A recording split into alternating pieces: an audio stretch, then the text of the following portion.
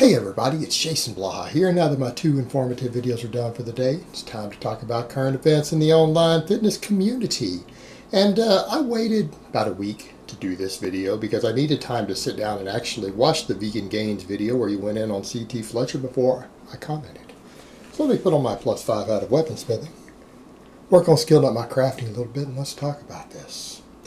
Alright, a lot to say here, and I'm not saying everything that Vegan Gains said is incorrect about CT.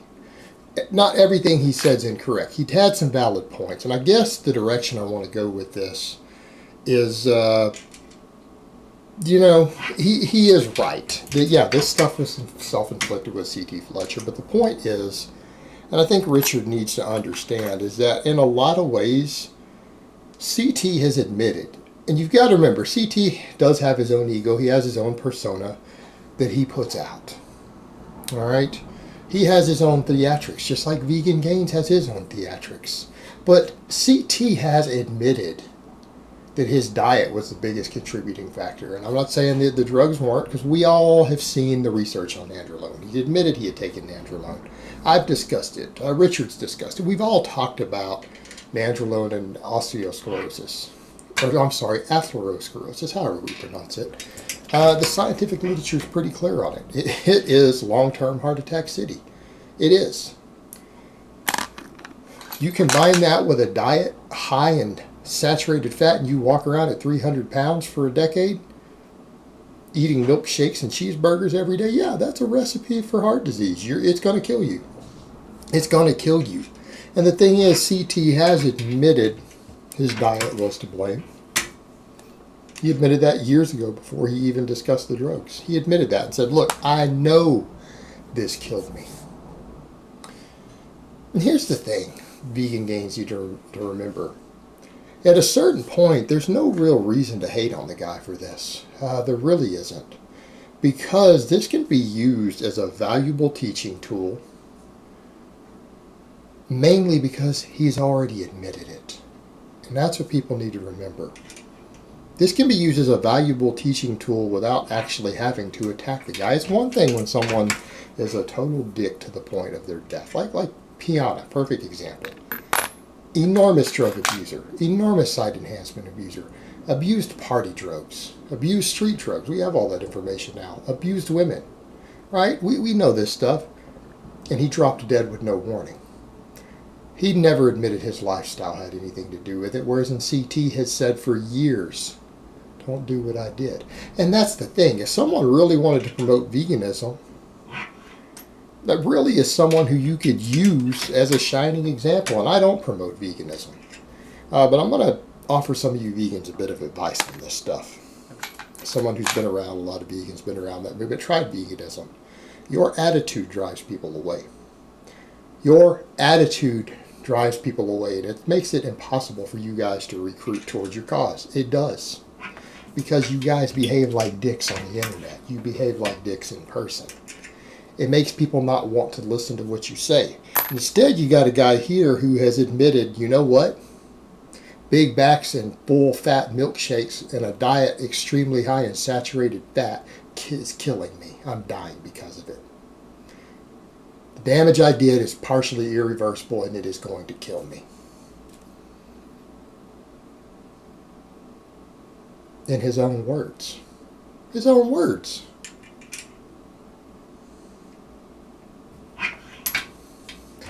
The other stuff with his larger-than-life personality aside,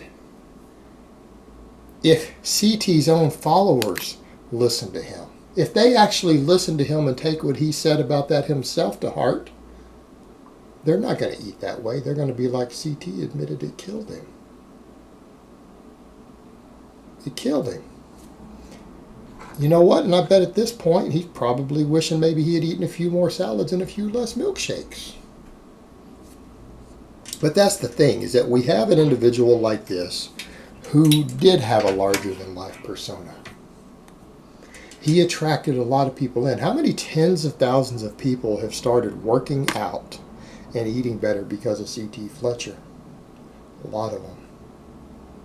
Yes, he has a lot of theatrics. His theatrics are over the top. But I'll be damned if he didn't get some people in the gym.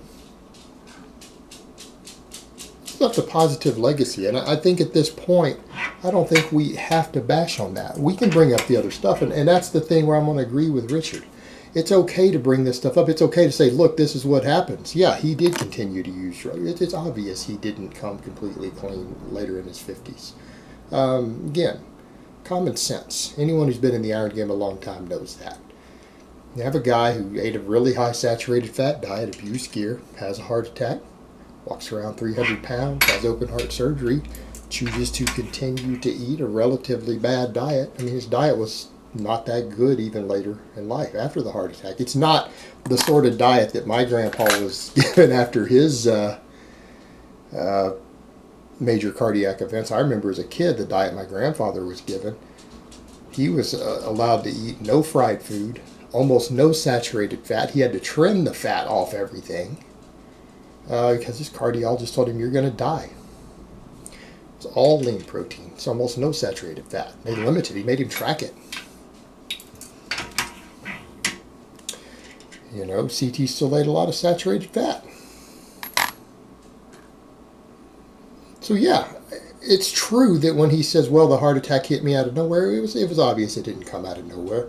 But here's the thing. This is what I would say to vegan gains. And any of the vegans out there, you guys are going to win more flies with honey than with vinegar.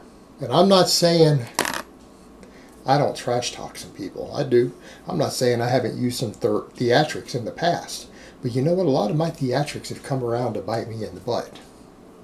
There have been things I've done that I went a little over the top on with my own theatrics that have caused me problems. All right?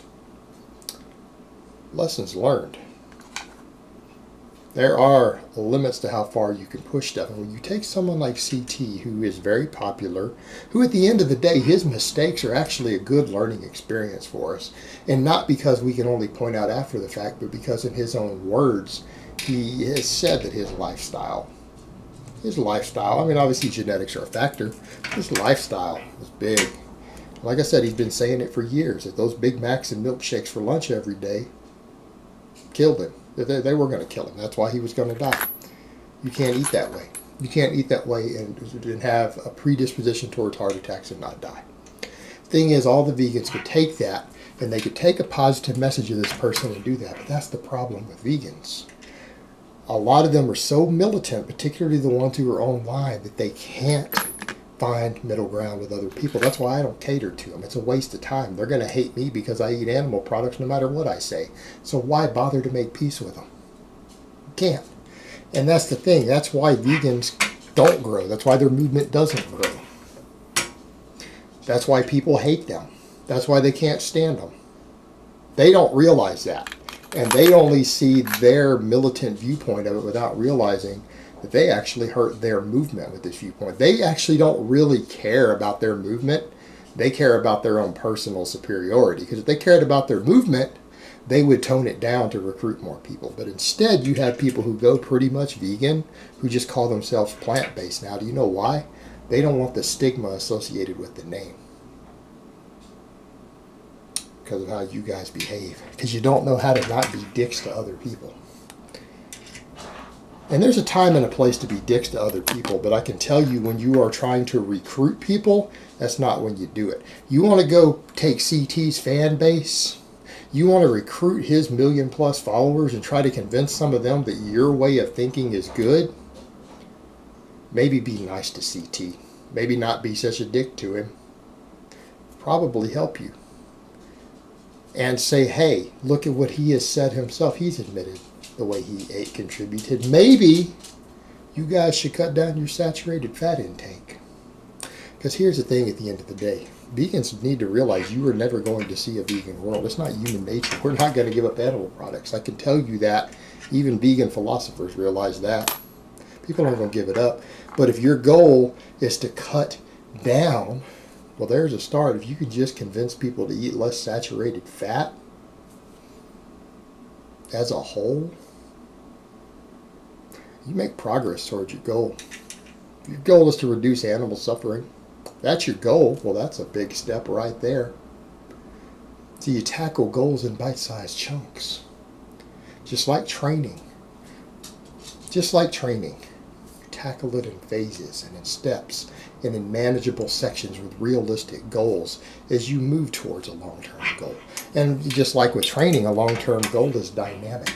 You're never fully going to actualize all of it, but you're always going to be striving forward. And that's kind of the point. But they don't get that. And it's because they get caught up in their own ideas, their own mindset that we're right and everyone else is wrong, and we just have to be a dick to everyone who disagrees. And that's exactly the approach Vegan Gains takes with a lot of this, and it doesn't work. It gives him a big following of vegans. A lot of trolls love him because his theatrics are actually amusing.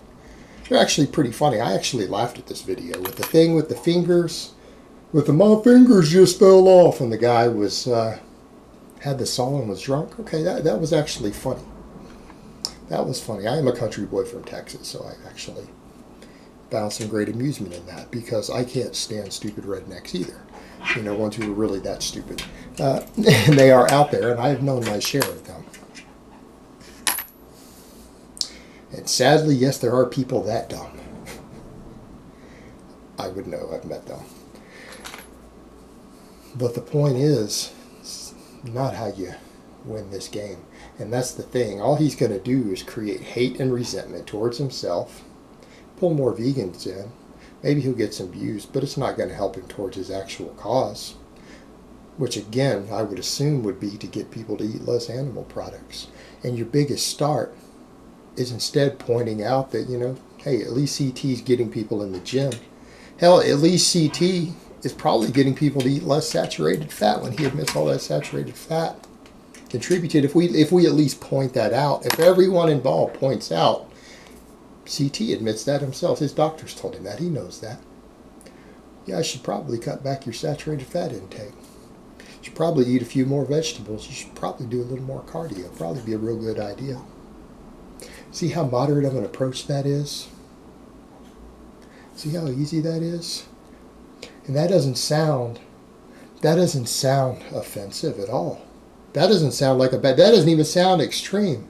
Wait, this guy didn't tell me I have to completely cut. He just said I need to eat less of it. Well, I could do that. Now, I don't want a heart attack. I should probably eat less of this. I should probably eat more green vegetables and less saturated fat. Yeah, because, you know, I don't want to have a heart attack like CT. CT said that's why he had a heart attack. See how easy that is? And you can get that message across without pissing anybody off except the keto tards. And if there's only one group of people who are almost as annoying as vegans, it is keto tards. You know, saturated fat is God. It's two interesting groups. We should actually maybe just take ketogenic extremists, the keto evangelists, and the vegans and throw them together in a big gladiator match. Let them kill each other. I'd pay to watch that. Because you talk about a group of people who hate each other. And the amusing thing is that everyone who stands in the middle, who just promotes moderation and balanced diets, is actually hated by both groups also. It's really interesting to watch. Because they basically hate everyone who doesn't believe exactly what they do. Kind of like some religions. They are kind of religions, aren't they? They're borderline cults. But back to the point, since you guys are kind of cults, maybe you should take a lesson from successful cults that actually do successfully recruit people. You better foot in the door tactic. Just throwing it out there. I'm not hating, I'm just telling you.